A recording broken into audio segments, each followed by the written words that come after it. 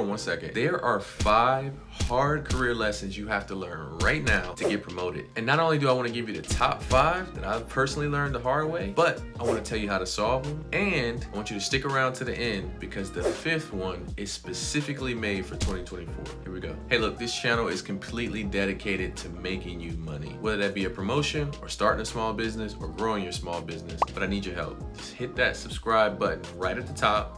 Like, comment, and share these videos because that's the fastest way to help this channel grow. All right, let's get started. Top 5 hard career lessons you have to learn right now. All right, let's deep dive into lesson number 1. How you look is how you're treated. This one screams unfair because those of us that struggle with weight, those of us not born as beautiful, have always felt like we got the unfair end of the stick. And here's the reality that comes from the perception. The perception is because you're overweight, you're lazy, you're undisciplined, you're unfocused. On the other end of the spectrum, we have those that are born beautiful that may be unfairly seen as being beautiful and dumb. The truth here is bias based on the way you look comes in all flavors. We all have a perception of that, whether that be a D&I issue for a minority, someone who's too tall that's viewed as aggressive, or someone who's too short and aggressive that comes off like Napoleon. Now here's the good news. There are things you can do to change your perception. Your natural resistance here though is gonna tell you you're perfect the way you are and you don't need to change. I don't agree with that at all. The number 1 goal when you go to start or grow a business is success. You're there to get paid, whether it be at your 9 to 5 or the small business you own. Because here's the twist. In your core, you'll still be the same person. It's just changing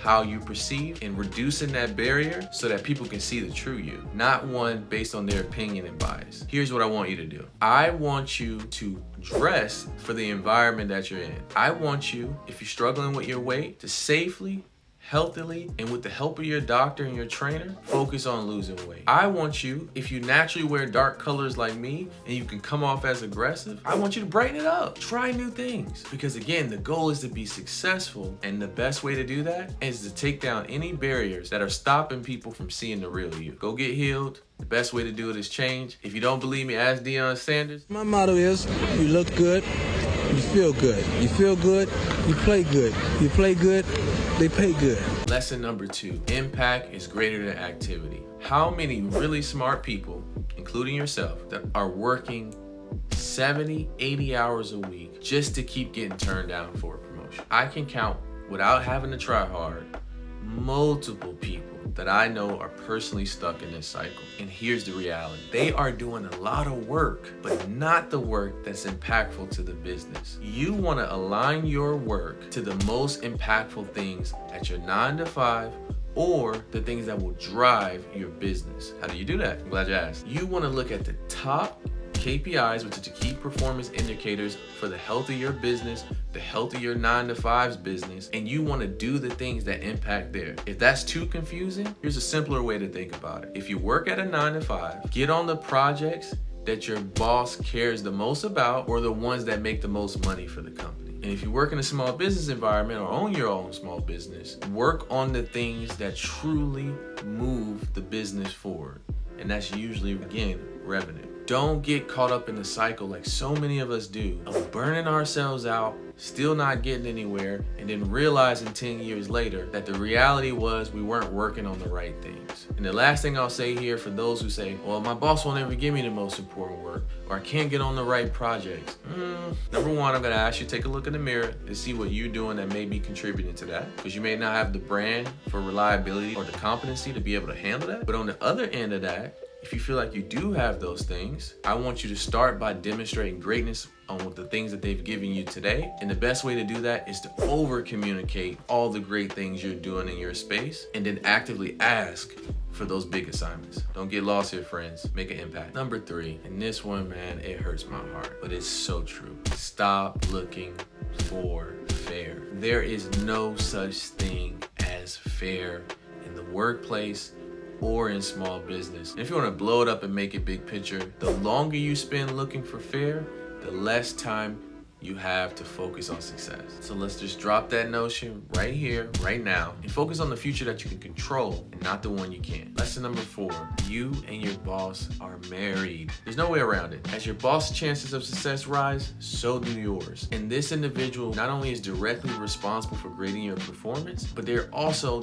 co-directly responsible for opening up doors for you. Here's the thing, and I've seen it time and time again. If no one likes your boss, or your boss is unsuccessful in the task that they've assigned, or even worse, if your boss does not know how to sell or tell a story to get the resources needed for your team to be successful, get off that team now. Because the reality is, bosses that can execute really well, sell, and get resources for the things that they need to be successful are the ones that get the most limelight shed on their teams. They're viewed as talented, so by default, their teams are viewed as talented. And other leaders will look to this team to start the crop and gather the next group of great performers, because y'all must be responsible for this leader's success. And in reality, you are. Why wouldn't they look for the next talent in the company then? A dead boss is going nowhere, and in reality, so are you. The best thing you can do for yourself is to remove yourself from this team and move on to a team that has the resources and, just as importantly, the brand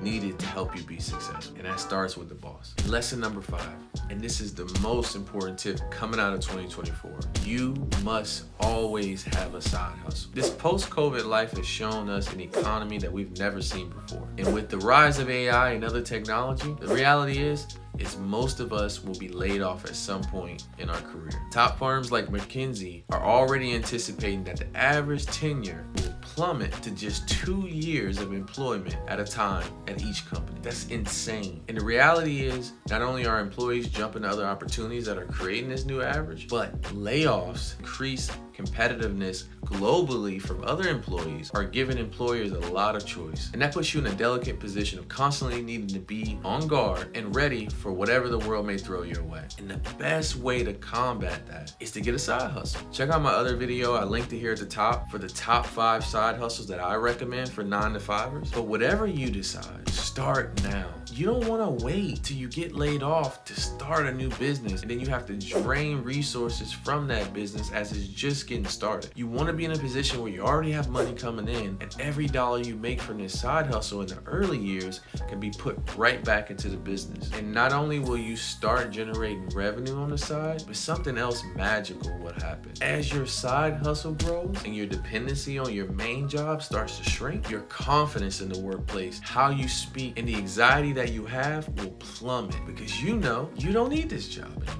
Or it's a lot less important to the financial security of you and your family. The lesson here is so simple. Don't wait, start today, and I promise you, the 2030 version of you will thank yourself. And if you don't believe me, just ask yourself how you feel about not investing in Bitcoin a decade ago. I promise you that same feeling will be back if you don't invest the time now. Hey, look guys, learning career lessons the hard way sucks. So I'm hoping the top 5 lessons that I've taken from my experience and the experience of others will help you avoid as many of the tough lessons as you can. Don't wait, start now. As always, you can do anything with God and hard work. Don't get comfortable. My name is RP. Peace.